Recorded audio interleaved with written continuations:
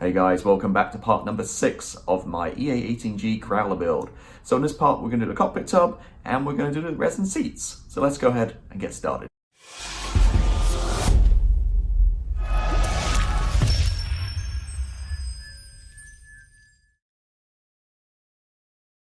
Alright, so now let's get started with the cockpit. Back to part number 1. Saved this because it's one of my more enjoyable things. I got some more mundane kind of stuff out of the way and coming back onto this. So I know this isn't an accurate cockpit for a growler. I'm not a rivet counter. I know a couple of switches might be out, whatever, but at the end of the day, when it's inside the jet on the shelf, you're not going to see it anyway. So a couple of little upgrades. We've got some seats we'll talk about later, and I did get the control stick from Quick Boost. Now basically it's this little guy, and it replaces part number L34, which is posted the wrong size, and looking at this, is definitely different, way smaller, so it's apparently it's more accurate. So again, this is Quick Boost 32104. It's like $2, it's not very expensive. This is the base, I guess, and that sits on top of it. They're very complex instructions right here. So we'll take care of that in a minute, and put this to the side. And what I've done is I've started putting a cockpit together, lots of tiny little bits and pieces, and I just don't want to lose them. So here's the tub, put the panels in, and a couple of little like levers and stuff. Back here a couple of sticks, and this thing goes in the middle. Now I'm doing aftermarket seats, so in hindsight I probably should have sanded or got rid of these little grooves here, but it's fine, we'll figure it out. I can just sand the seat a little bit less and when I stick it in. So that's the seat. We got the shroud for the back, which kind of sits on like that, I guess, and that sits over it. It's a little too big, so it definitely needs sanding down a little bit, but something like that. And then, so we got the rear instrument panel, and we have the front, and obviously we'll paint and decal all these separately, and kind of goes in like that, I guess. I'm not sure exactly where all these go. We'll figure it out when we get, there we go. It's like that, so that's the front one. Not bad detail, it's all raised, so we'll pick out using the old, that's always using like the Posca pens, my preferred way to use it. Got various colors and stuff, and we'll use our reference material. But yeah, so the main cockpit top that is there built.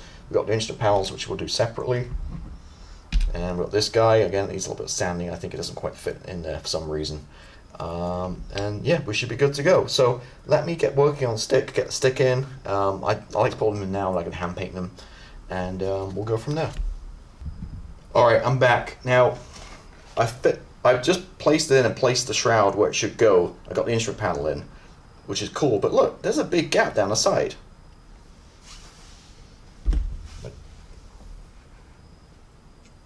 See there? And there. There's a big gap, and I'm sure you're going to see this. Bring in the cockpit tub. It's going to be visible, surely, right? Because that's above. Huh. I don't know. Okay, well, I'm going to carry on building this and painting and stuff anyway, but we might need to add some plastic card down the side there. Because you're definitely going to see that. I think that's a huge gap. Huh. I don't know. Let me figure it out, and we'll talk about it when we get there. Alright, so first of all, you can see it looks a little different color now. So first of all, I obviously painted it black, and then I masked off all the kind of switch panels and stuff, and instrument panel, which should be black on both of these. Now, normally I use masking tape, it takes forever, so this time around I'll try something new. I used my, where is it, Mr. Masking Sol R masking fluid. Now, this is a really thick brush, not great, so what I did was I basically used a toothpick, and I just carefully kind of put it where it needed to be, and it kind of flowed actually really nicely because it's all raised, so it raised to like the edges. I just kind of moved the edges of the toothpick. I don't know, maybe 15-20 minutes I got the whole thing done. So left it overnight to dry, just because I did it late last night. You definitely don't have to leave it overnight. I think like half an hour is probably good enough for this stuff.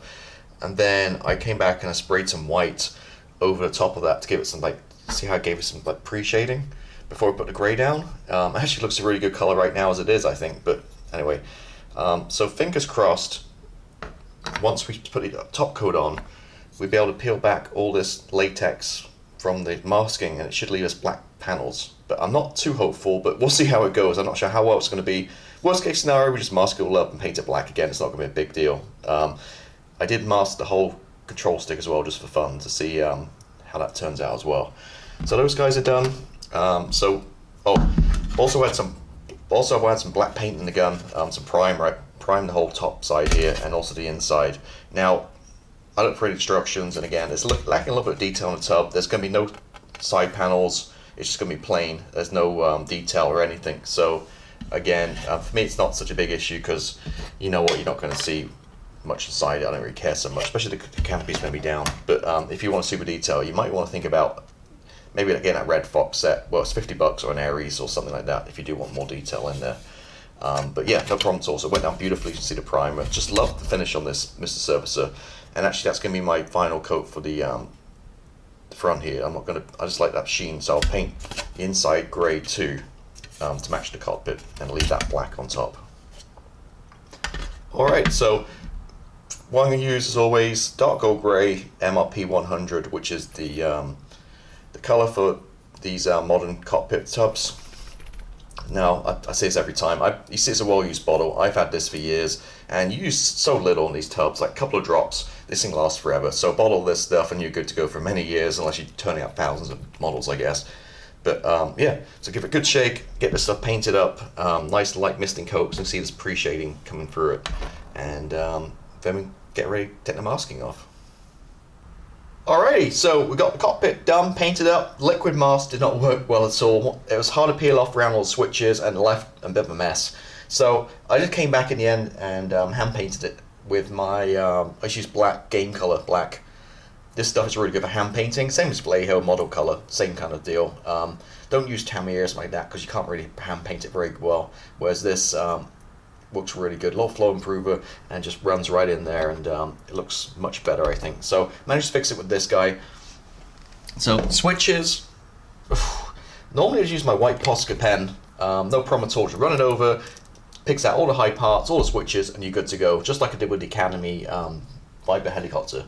But this time around, I think they were just too shallow, too softly molded. They're not quite detailed enough, so it didn't work. So I switched to using a toothpick, dipping it in the paint, white paint, and then picking out switches. It worked okay-ish on here, but for the instrument panel it was a nightmare. I literally had to wipe it off and repaint it and go over again like 4 or 5 times.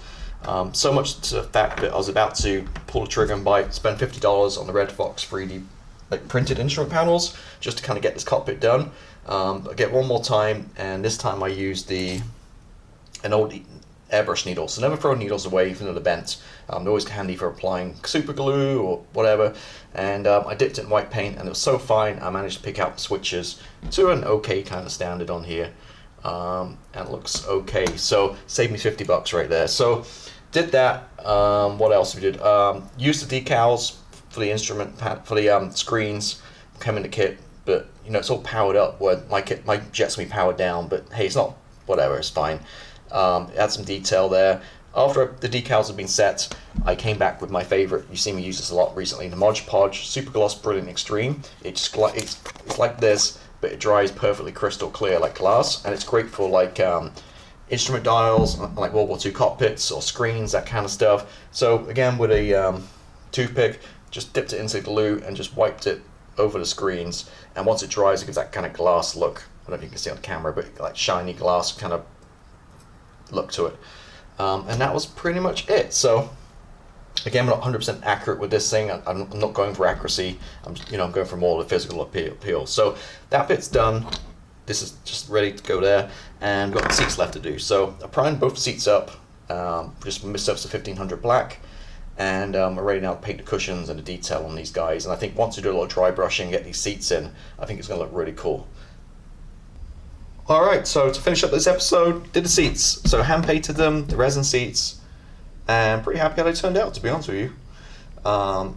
Just using model color paints, and don't try hand painting Tamiya if you're new to modeling. Use something high pigment like a model color, Vallejo paint or game color, something like that. So painting these up, again, pretty happy how they turned out. I just added a lot of wash, it's still wet, and a lot of dry brushing around the side. So that's the seats.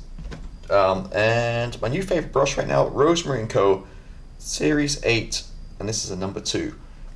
This is what I use to hand paint this. And again, if you're new to modeling, paintbrushes wise, small isn't easier. If you get, well, I did for sure, got on the rut where I thought if I could 5.0 or a 10.0, smaller brush, the easier it'll be. No, because it holds no paint. You need something that's going to hold paint and a nice tip. So something like a size 1 or a size 2 is perfect, and you get much more detail using this than you would be with a smaller brush. So that's my tip of the day, I guess. Alright then, thanks for watching as always. If you haven't done so, please consider subscribing, all that usual stuff, and I'll see you next week. Thanks, bye bye.